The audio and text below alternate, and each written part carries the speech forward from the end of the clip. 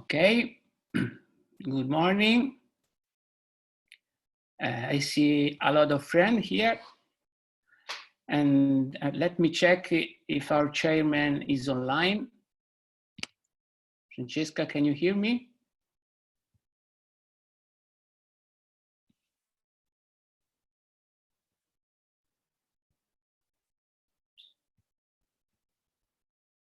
And just a few seconds, we are waiting for the chairman.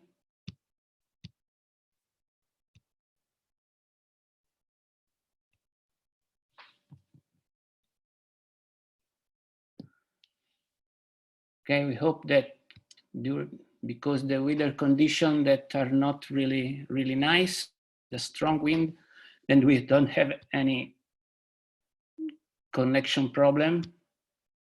You know that internet during this time is very busy with a lot of people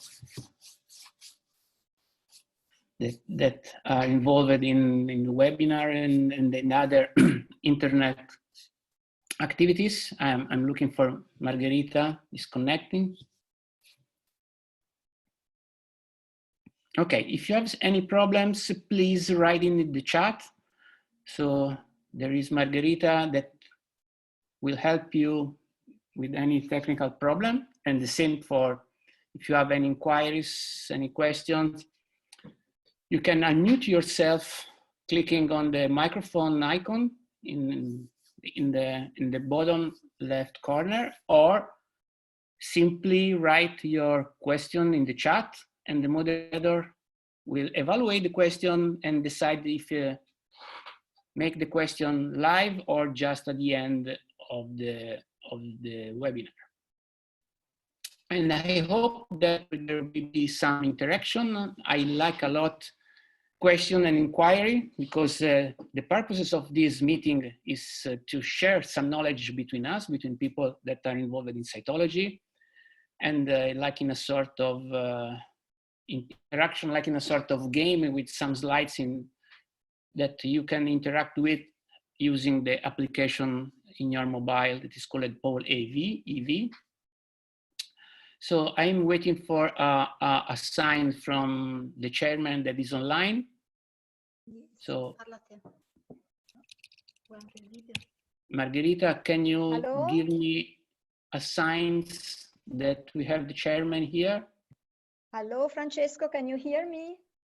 Yes, okay, I can hear you. Okay, sorry, I have problem connecting with my computer, so I'm using the one from Margherita. And okay.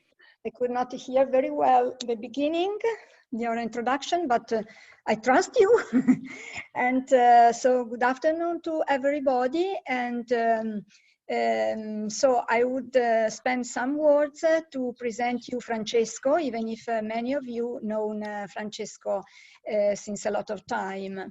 I think I know Francesco, I don't remember how many years, but quite a lot.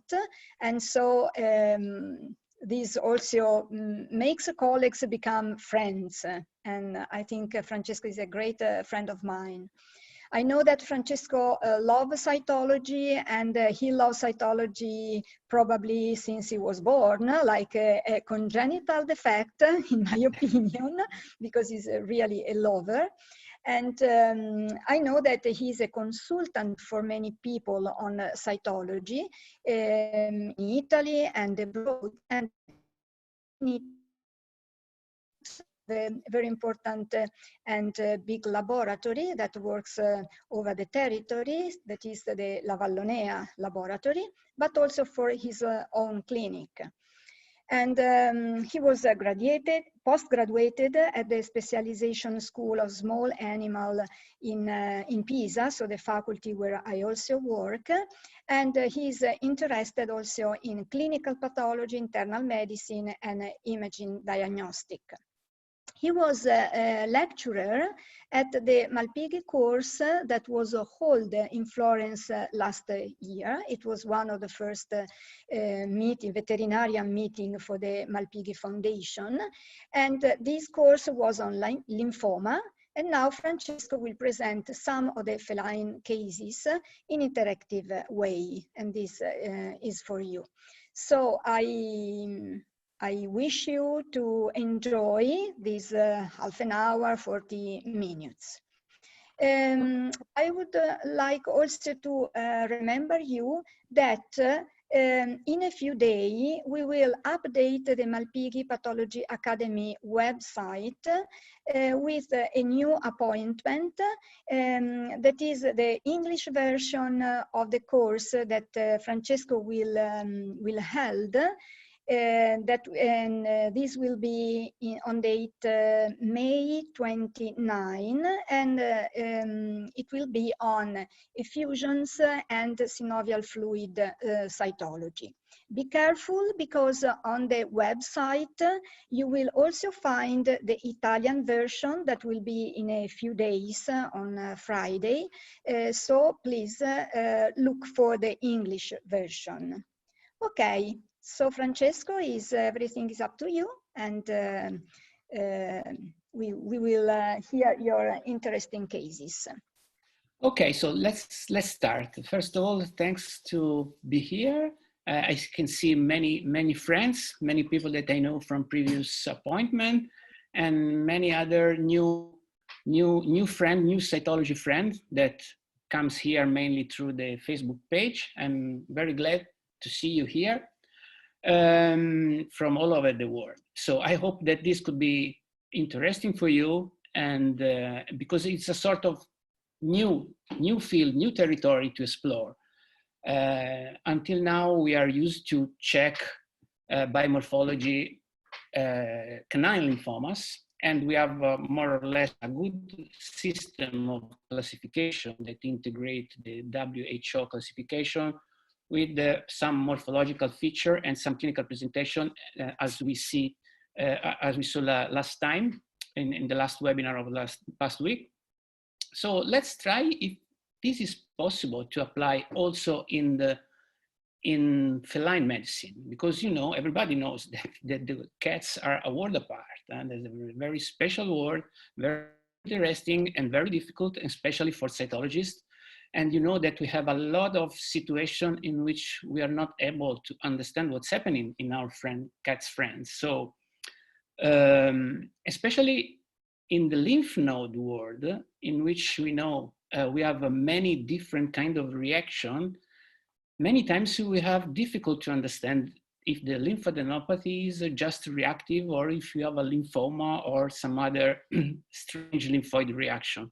So the purpose in this case of today, the speech of today, is to examine three different kind of feline lymphomas, and just to check if it is possible, using just morphology, understand what kind of lymphoma we are facing. What is the reason? So we really need to make this, or this is just simple an exercise because we like to test ourselves? So let's go see an article not so old, about 6 years old, in which some authors try to consider feline lymphomas and classify this kind of lymphomas according to morphology, and then confirm this kind of lymphoma by histology. Before to start, just a quick remind about how to interact with the slides. If you still don't have downloaded this application, this is the time to do. So go in with this website, or just on Google Play Store or iTunes if you have an iPhone, and download this application that is called EV. And you can enter this code that you can see on the monitor. And once some interactive slide will be displayed, you can see these slides on your mobile, and you can vote in different ways according to the different slides. Okay, in cats, we can use, as usual, a double classification, the WHO or the Kiel updated. So we don't have many papers talking or illustrating feline lymphomas. This is one of the most interesting, in my opinion, in which the authors stratify the different kind of lymphoma according to morphology and immunophenotype. And And the same question, is it important or is just an academic exercise? It is demonstrated that this is important because we have some difference in survival according to the different kind of lymphomas in cats. And the main big difference is between low grades and high degree lymphomas. So the median survival times change. And especially we know that high grade lymphomas has a shorter life expectancy in comparing with the low grade lymphomas. And in the specific, the median survival of cats is very short in case of specific lymphoma that we have time to discuss later, that a large granular lymphoma in which the survival time is very short, less than 1 month. Then at the second place, we have the high-grade lymphomas with a median survival times about 80 days. And finally, the low-grade lymphomas in which the survival times is absolutely longer than the other kind of lymphomas. So at this point, we understand that if you are able to identify low-grade lymphoma from high-grade lymphoma just based on morphology is the first important information that we can get from a simple exam like cytology. This is the classification according the grade and according to anatomical localization of lymphomas of cats. And because we know that cats, different to dogs, shows some specific localization of lymphomas. The most common presentation, clinical presentation of lymphoma in cat is the alimentary forms, in which we have a lymphomas in the gastrointestinal tract, differently from dogs, in which the most common is a generalized lymphadenoma. This is a form that is absolutely uncommon in cats. So if you look at this classification, you can see a group of low-grade lymphoma that mainly are lymphoma in which we have small cell, and a group that is classified as high-grade lymphoma in which the cell are generally medium to large cell. So morphology, once again, is an important criteria that can help us to identify specific kind of feline lymphomas. So let's go to check how you are confident with feline cytology, just to allow me to understand what is the level that it can get during this speech. So if you have a lot of beginners, a lot of inexperienced cytologists, or you are quite confident with feline lymph node cytology. Okay, this is also a test to check if you are confident with the system, poll EV system to vote. And as you can see, the bar moving on the screen, some people are already voting. Okay, this is what is expected. Huh? And I'm quite happy to see that we have even a quite good number of experts. Great, I never miss a lymphoma. I'm not able to say that, unfortunately. I would like, but maybe just in my dreams. I never miss a lymphoma. And this is one of the bigger concern that I have every time that I see cat's lymph node. Okay, but I'm quite good that many people get the right diagnosis in the majority of cases. That is not a bad result.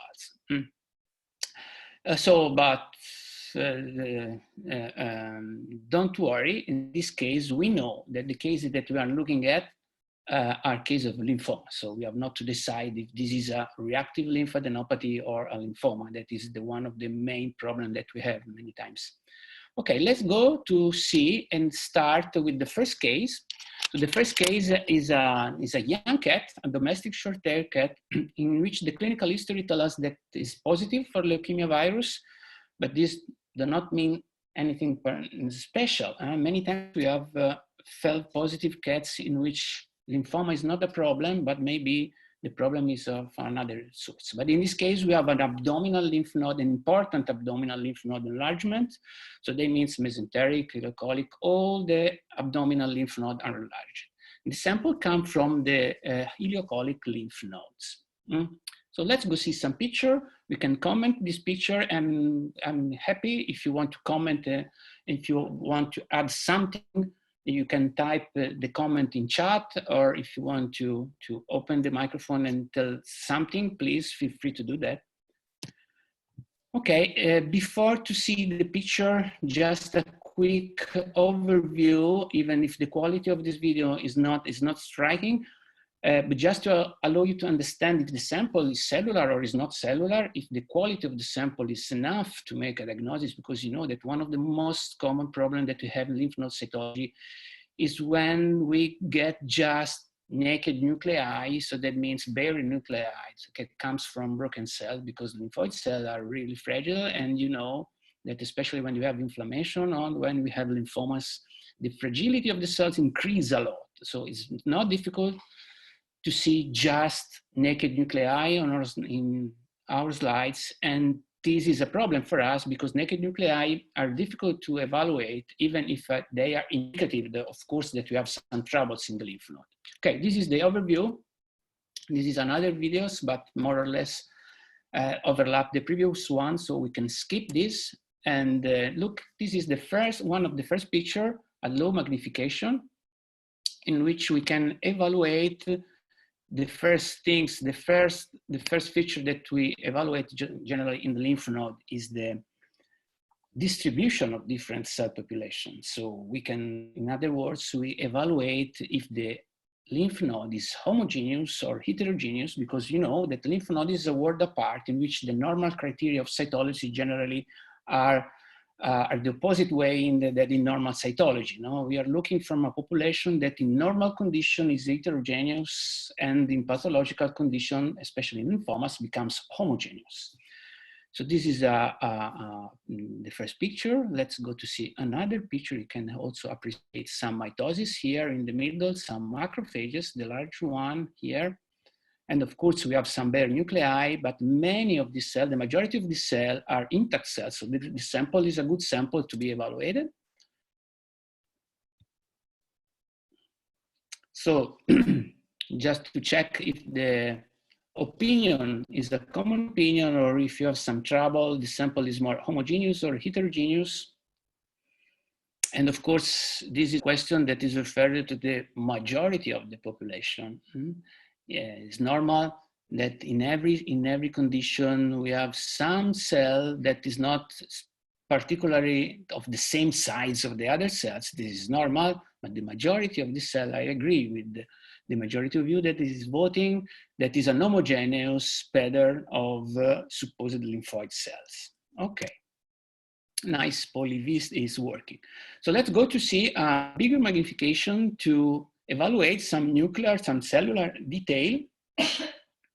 So here you can see this nice picture in which we can appreciate some nuclear materials, the pink stripes that you can see in the background. Then with a blue background, some red cells that for us is important because allow us to evaluate the size of the other cell. Remember that the size, the color are the usual tool that we use in cytology to build our morphological picture of the sample. So check the size, check the distribution of chromatin, size of nucleolus, that this could be the important feature in trying to classify this proliferation. Another picture in another field, more or less the same situation, homogeneous pattern of cells in which the size is important. I don't want to comment too much now. I'm waiting for some, after some slides, your impressions, and I can comment other details. In this picture, we can appreciate 3 mitoses in which 2 of them are absolutely atypical. The third one here in display, I hope that you can see my pointer. And if you don't see the pointer, please write me in the chat. Amitosis and mitosis here, another here, very, very atypical because these mitoses are not symmetric. It's not strange to find a mitosis in the lymph node. This is a common finding in many different situations. So in this case, we do not pay too much attention to the number of mitoses, but the quality of mitosis. And just to understand if these mitoses are normal mitosis or atypical mitosis, even if mitosis in cytology is not a one of the most important criteria for sure, but it's a criteria that can complete the overall presentation of the case. Okay, at this point we can try to make some consideration after seeing this picture. Okay, remember that we group the lymphoma in two big groups, small cell and large cell. And in the group of large cell, we can identify different kind of cell. If you remember from the dog presentation, we have some morphological criteria that allow us to identify a centroblast from an immunoblast or from a lymphoblast. So these are cells in which the nuclear feature and the nucleolus, distribution of chromatin, position of the nucleus can allow us to identify different categories of cell, different families. And for sure, there could be also some people that don't like feline lymph node cytology, and I perfectly understand why, because it's difficult, and they prefer dogs. And for sure, dogs are easier than cats. In every cytological situation, actually, I'm getting 6 votes. I'm waiting just a few seconds to allow more people to express the idea. Just to remember you, generally, the presence and the number of nucleoli is the critical feature that allows us to identify centroblasts from immunoblasts or from lymphoblasts. And when we don't know what is the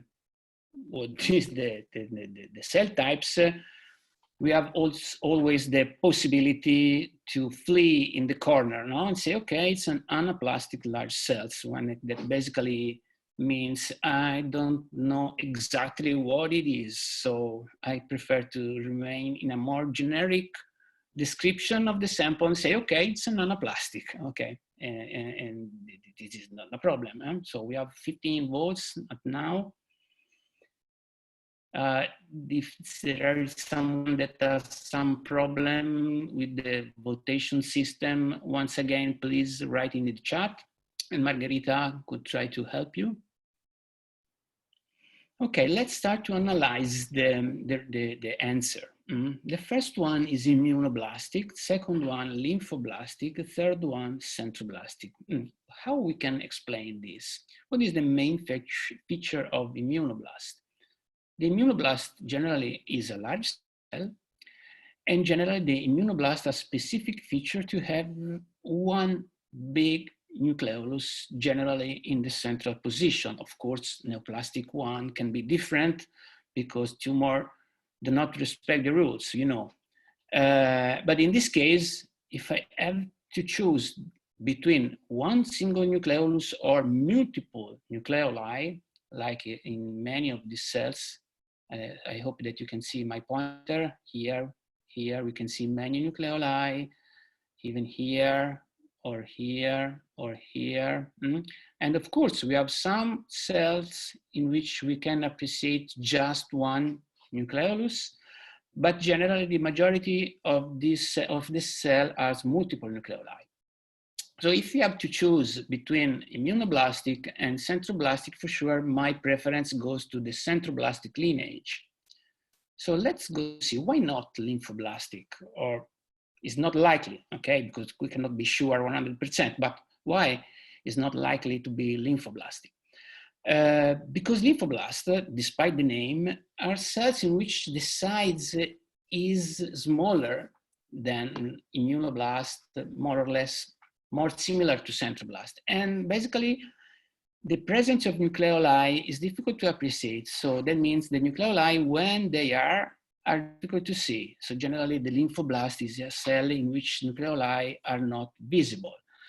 For this reason, the most probable, most likely diagnosis in this case is that these cells looks like centroblasts. So let's go to see if we can compare, for example, the morphology of our lymphoma that you can see on the left with the morphology of a ceruloplastic lymphoma as identified and defined by the authors of the previous article that I showed you at the beginning.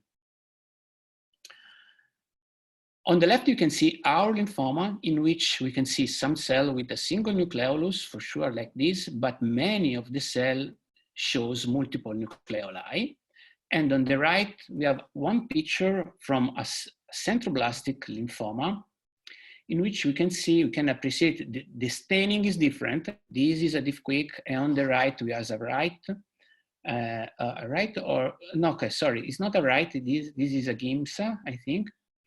Megrunval Gimsa, and you can appreciate here, as in this case, like in the left one, we can see some cell in which we see one nucleolus, and many cells in which nucleoli are multiple. The size of the cell is medium to large, and in this case, we can see that this is an high-grade lymphoma, and you can stop here if you are not sure, and if you want to add something, especially for your personal knowledge, you can say that this is a lymphoma mainly centroblastic. So according to the WHO classification, this could be considered a diffuse large B-cell lymphoma like in the dog.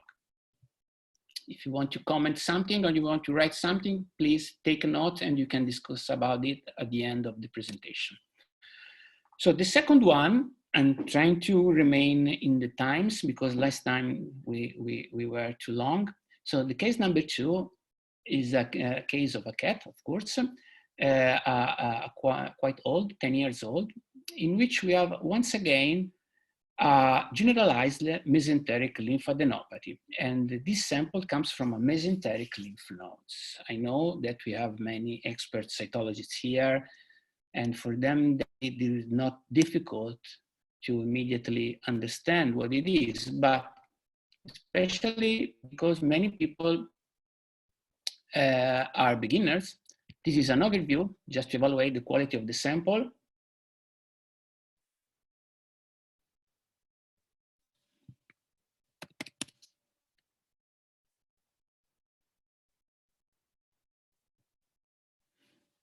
So the sample is quite cellular.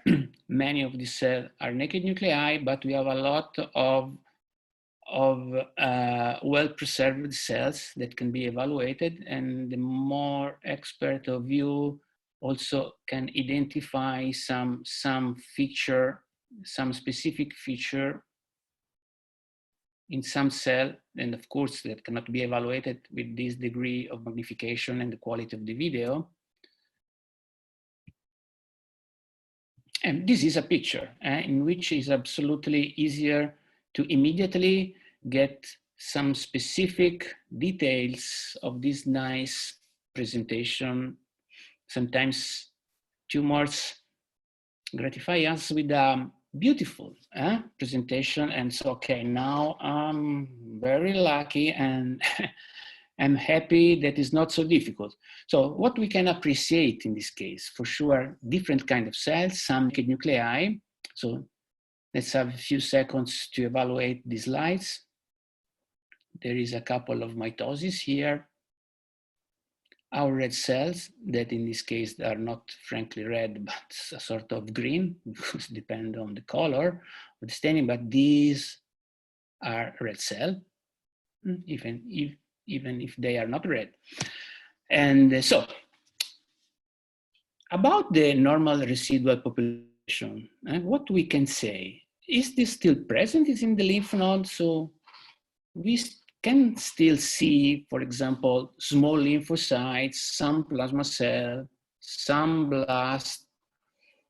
And if they are they in the normal percentage, in the normal amount of small lymphocytes or not? So this is the statement. Here we have a normal residual lymphoid population. This is true or a false statement?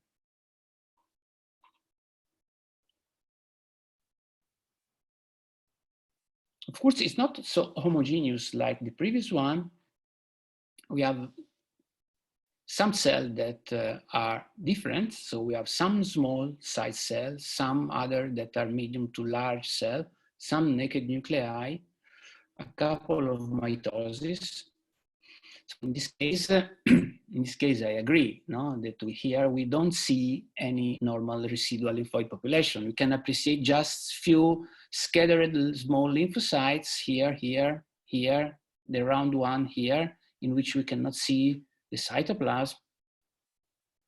And we have another, this is another small lymphocyte, and then we have another population for sure of very large, in some cases, very large cell. So this is false, so we don't have anymore any normal residual lymphoid population. This is another picture in which we can further appreciate some details of the nucleus, the distribution of chromatin, the size of the cell, and especially details of the material that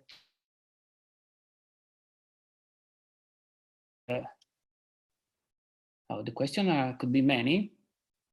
I have some problem about the internet connection. I hope that this will not be interrupted. Okay. So I've examined the cell feature, and the cell feature could be compatible with what kind of cell? So granulated mast cell, for example, or some macrophages with the cytoplasm full of material that could be, an example, fungal elements or bacteria, or the cell are simply histiocytes with something inside, or are these granular lymphocytes, for example, or no one of the above, because simply you can think to something different. Okay, the game rule here has to put these different kind of cells in a sort of order of possibility. What do you think that these cells are more likely to be? Okay. The voting is going on. Actually, seems that the classification is almost done. So the winner is granular lymphocytes. The second one, macrophages, that I perfectly understand why, because it's possible, especially according to the different area in which you live, that we can have some cytological presentation in which we have macrophages with the fungal elements in the cytoplasm that looks like very similar to the vacuoles that we are looking at here. We have some criteria in this case that allow us to understand what is this material here. First of all is we can appreciate the size of these vacuoles that are not uniform. We have some difference in size from smaller to larger. And the color is another one criteria, important criteria, because all these granules are more or less red. Of course, the intensity of the stains affect your evaluation. That could be more pink or more violet, but generally, if the stain is correctly made, the granules are red. These are granules. Looks like fungal elements because they have a white halo around the granules, and these mimic a fungal capsule, but these are not fungal elements, these are granules, and these cells are granular lymphocytes, a specific category of lymphocytes. These are T lymphocytes, and they belong to different kind of T cells, T cytotoxic or natural killer cells. They differ in the phenotype, CD3-1 and CD3 negative, CD3 positive and CD3 negative. But these do not affect the prognosis, do not affect the clinical course of the disease. This is a very nasty kind of lymphoma that was considered uncommon many years ago, but now we are discovering that is not so uncommon as we thought before. And especially the problem is that this tumor is difficult to see in histopathology. So it is possible that this tumor is simply confused with another kind of lymphoma because in histopathology, these granules are difficult to see due to the preparation with formalin, with paraffin, in which the cells are shrunken, and then the cytoplasm is not easily appreciated. This tumor could be considered for sure an high-grade tumor. Despite that some authors put this tumor in a low-grade lymphomas, as in the article that I showed you before, is now generally accepted that this tumor is an high-grade lymphoma, very resistant to the treatment, even if you have a series of cases in which 2 or 3 of these cases respond to the treatment. So the prognosis is not always so bad. We think that we have many other interesting things to discover about this kind of lymphoma. Because, as I told you before, in some situation, this lymphoma do not behave like the most malignant one.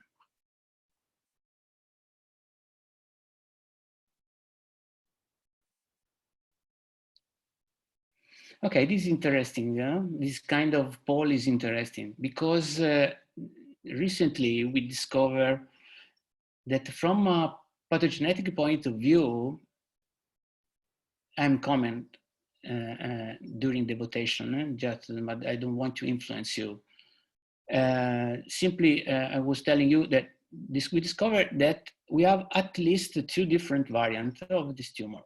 And this tumor for sure has a presentation in which we have a small cell presentation, more difficult to identify with few granules, difficult to see. And another presentation, more classical, in which we have a large cell with a lot of granules inside the cytoplasm, very easy to recognize once you know.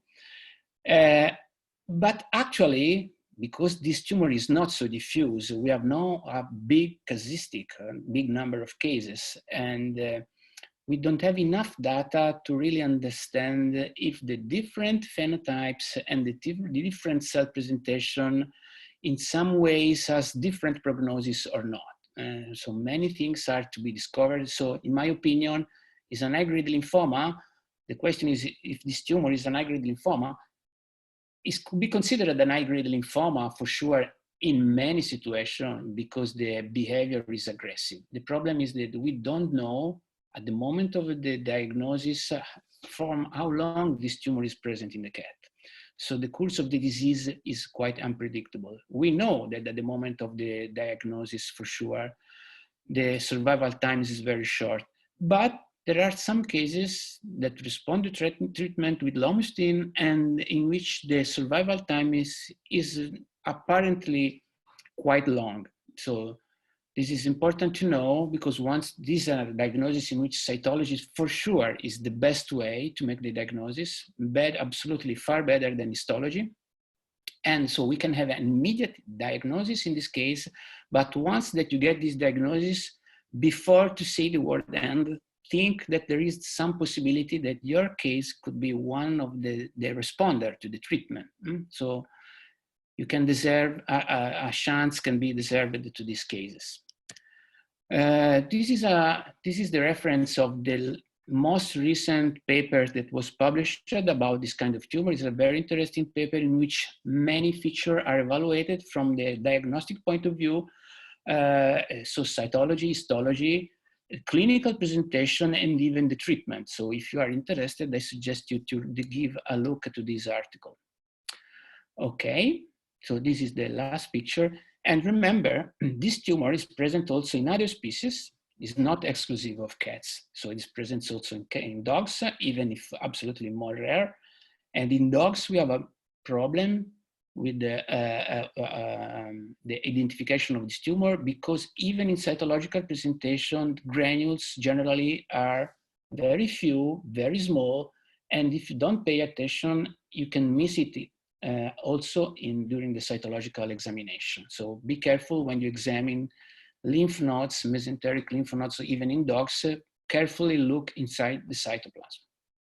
Okay, if you don't have any question, we can switch to the last one, just to try to stay in time. And the last one is a case of an old cat, domestic short hair, in which the clinical history talk something about a cervical lymphoadenomegaly. That means all the submandibular lymph nodes and pharyngeal lymph nodes, even the prescapular lymph nodes are enlarged. And this is a sample that comes from a prescapular lymph node that, as everybody knows, is not a common presentation for cats. So let's go to see what is the presentation of this kind of lymphoma. Once again, a quick overview.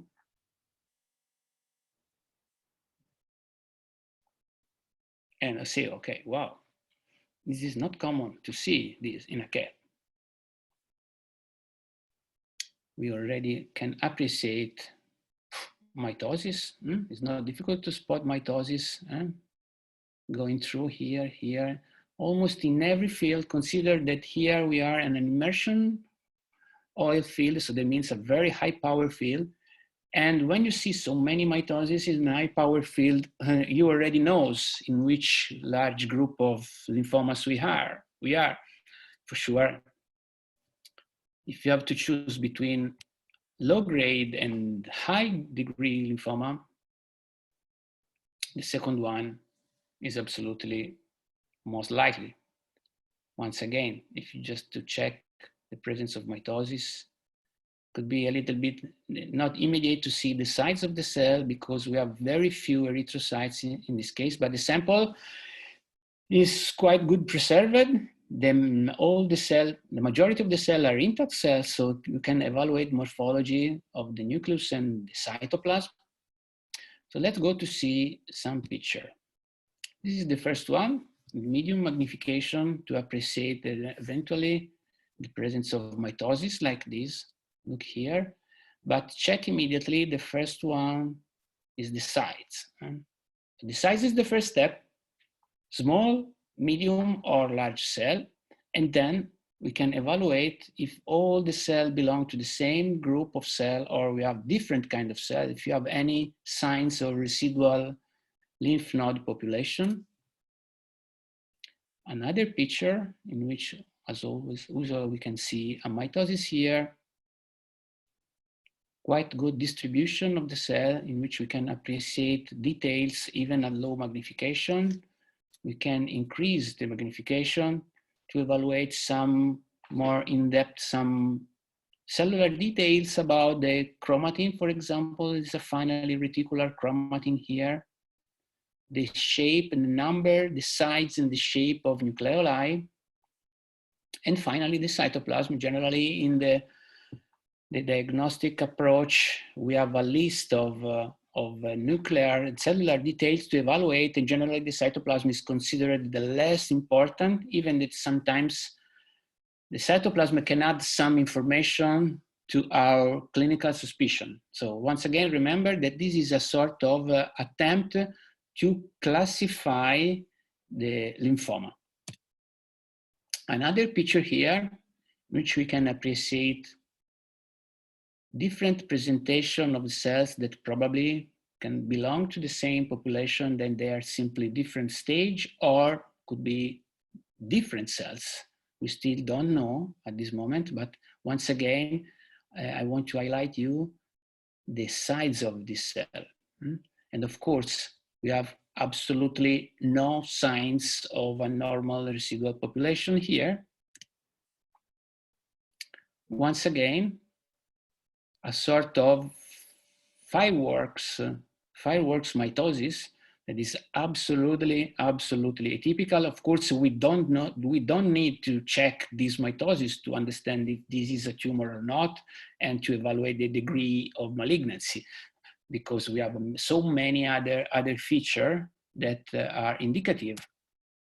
So, if you want to choose what is the feature that could be considered the most important in this case, what do you think about all the features that we highlighted in the previous picture? So the shape and the size of nucleolus, the size of the cell, or the monomorphous appearance, vacuoles that are in the cytoplasm that could be also considered important, or all the above feature. So remember that this question is a little bit tricky, because it's considered the most important for what? For sure, I'm not talking about the diagnosis of lymphoma, because I think that everybody agrees that this is not difficult here to say that this is a lymphoma. What could be the most important feature to try to classify this lymphoma, that allow us to put this lymphoma in one of specific category of the lymphomas that we saw at the beginning of this presentation. If you remember the article, the tables of the article. For sure, if I have to say in cytology, we know that we don't have one single feature that is most important than the other, because we know that in cytology we need a lot of different signs. All the details that we can get are absolutely important in the building of our diagnosis. But for sure, in this case, of course, if I have to say if this is a lymphoma or not, all the criteria are important. So all the above is the right question. But the question is, what is in this case the feature most important in the attempt to classify this lymphoma? And in this case, I'm looking at the first bar that is increasing. I agree, absolutely. Some people change his mind and change his vote, and I agree it is possible. Many times happen, every day happen, in which we start with an idea, then we start to evaluate the different feature, and we change our mind, say, okay, well, there is something that maybe is more important than the other.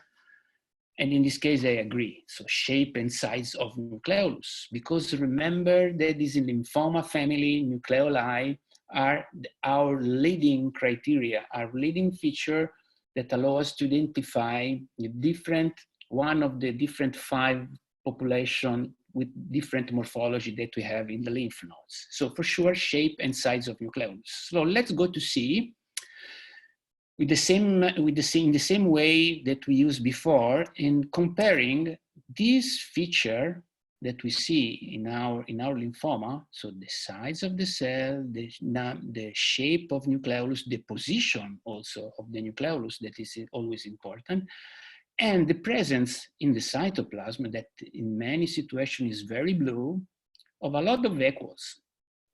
Finding a lot of vacuoles, in this case in a blue cytoplasm, in lymph node, generally is associated with an immunoblastic lymphoplasmacytoid lineage, so the plasma cell lineage. So they are cells that are genetically predisposed to the production of antibodies. And we know that all the immunocytic lineage that end with the mature plasma cell generally shows a blue cytoplasm with a Golgi apparatus generally pronounced, marked, in which we see a white halo, perinuclear halo, and a lot of vacuoles, clear vacuoles that contains immunoglobulins. This for sure is not the main feature, but can reinforce the idea that these cells could be really of immunoblastic lineage. So according to the morphology of the nucleus, the nucleolus, the cytoplasm, the presence of vacuoles, and the general feature of lymphoid cells, how you can put these different diagnoses in a sort of classification. So remember, lymphoblastic are a little bit smaller and we cannot see nucleoli. Centroblastic generally are cells with multiple nucleoli and generally in a so-called in a paracentral position, that they stay more close to the nuclear membrane. Or anaplastic means that are cells without any specific sign of differentiation. Or immunoblastic according to the definition, to the description of a normal immunoblast. Of course, we are in a neoplastic field. So in the neoplastic field, we always look for some details that can remind some normal feature of the cell. But many times these features are a little changed because this is a tumor. Okay, some other votes. We have 18 now, 18, 20 votes now. Some people could be, okay, don't be shy. This is an anonymous poll. Nobody knows what are you voting. So consider this like a sort of game, and don't be shy. It's nice to see, and remember that is absolutely important to make errors in cytology. We learn a lot of interesting things from errors, absolutely more than from a right diagnosis. At least this is the way in which I learned cytology on my skin. I make, there is a lot of possible errors in cytology, and I think that I make maybe 90% of the possible errors in cytology. I already made it in my life. The only way don't making errors in cytology is do not do cytology. So this way, probably you don't make errors. Okay, 22. I think that to stay in time to stop here, and I agree. Immunoblastic is absolutely the most likely diagnosis in this case. It's quite rare to see such presentation in feline lymph node cytology. But when this happens, we are absolutely happy because finally in this case, we have some specific feature that are absolutely indicative about the origin of this. So let's go to see, for example, what's happened if we compare this tumor with a tumor that we can find in a book, for example. In this case, on the left, we have our lymphoma, and on the right, we have a lymphoma that is absolutely correctly identified as immunoblastic. As you can see here, if the stain is different, the majority of the cells shows a single central nucleolus, like in this case. In my opinion, okay, I don't want to be too proud of them, but just to make a laugh, okay, take this statement like a joke. I like more this picture than this, but simply because this is more typical of an immunoblastic presentation than this. But for sure, the majority of this cell, 1, 2, 3, 4, 5 here, are large cells with a single central nucleolus. That is the criteria that the authors use to identify from a morphological point of view an immunoblastic lymphoma. Okay, friends, time is over. Okay, I would stay all the afternoon with you, but I think that you are busy like me. So that's all. I would like to hear your comment, if you like to do, and you can comment this on the page. You can write in something in chat. These are for free and for sure, and we like to share the comment with you just to fight against bad times of coronavirus. And everybody hope that this bad story finish as soon as possible. But meanwhile, we can keep us in touch, sharing our questions about pathology. If you like this, and if you like to see something more, writing and folks on my page, I like to see your cases. You can share your cases on my page, and we can discuss together about all the problems that every day we see in our cytological sample. And having said that, and I leave some minutes for some questions, if there are some. I'm really happy that you are so many attending to this short meeting. And Francesca, do you want to say something? I only want to thank you a lot and ask to the people that are following this mini course, please write down your comments because we will use them to maybe organize some other meeting like this. I will force Francesco to do them again because they are very, very nice. I am reading some. Okay, someone is telling, great to see you. Thank you very much. Waiting for next meeting. And if you like some specific topic and you are interested in, or you are some unusual cases, or you want to see something special, try to make your preference, to write down your preference here or in the page, And we could try, because we have a little bit more time in this period, we can try to arrange some other short meeting like this. I see some question. What is the prognosis for the last cases? Unfortunately, it's a bad prognosis, because even this is an high grade lymphoma, is very aggressive. And in my experience, when we see such presentation, especially in external lymphoadenomegaly in cats, the prognosis is not very good. From one side, more aggressive the tumor is, sometimes more sensitive to antiblastic therapy it is. But despite an initial improvement after the treatment, generally the relapse occur very soon, and generally the relapse do not respond as well as the initial one to the therapy.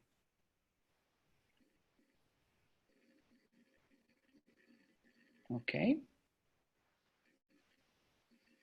I hope to see you again, especially on my page. I like to share cases and opinion with friends all over the world. And thanks to be there with us.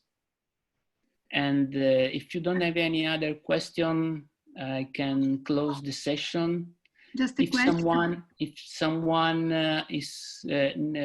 would like to view the meeting again, we will put a link for the recorded session. There is also the recorded session of last time about dogs. And probably very soon we'll have this video available also on the webpage of Malpighi Vet Academy. And they are available, of course, for members of Academy. And this is true for the next video, especially for the next video. If you are interested in the Malpighi Pathology Vet, this is a foundation with very, very skilled people inside. And also give a look, I suggest you, because the fares are very low, because this is a foundation without no intention to make money. So they simply try to cover the expenses of people working in, and it deserves to be supported, in my opinion. So thanks if you want to share also the links of this academy. And please, only to remind you that there is a big part of the Malpighi Pathology Academy of the human pathology that is also very interesting for comparative pathology. And so you can also have a look at that part that is also on pathology and cytopathology of human disease. Yes, it's interesting because it's one of the few places in which we vet are in the same big group of doctors, so human pathologists and veterinary pathologists together to share knowledge, to understand the comparative pathology. This is absolutely interesting. Okay, so now it's time to close. Once again, I say hello to everybody, even to very far countries that we have some people following us from very, very far away, from India, from Mexico, from other parts of the world. So hello to everybody, and I hope to see you again here. Bye.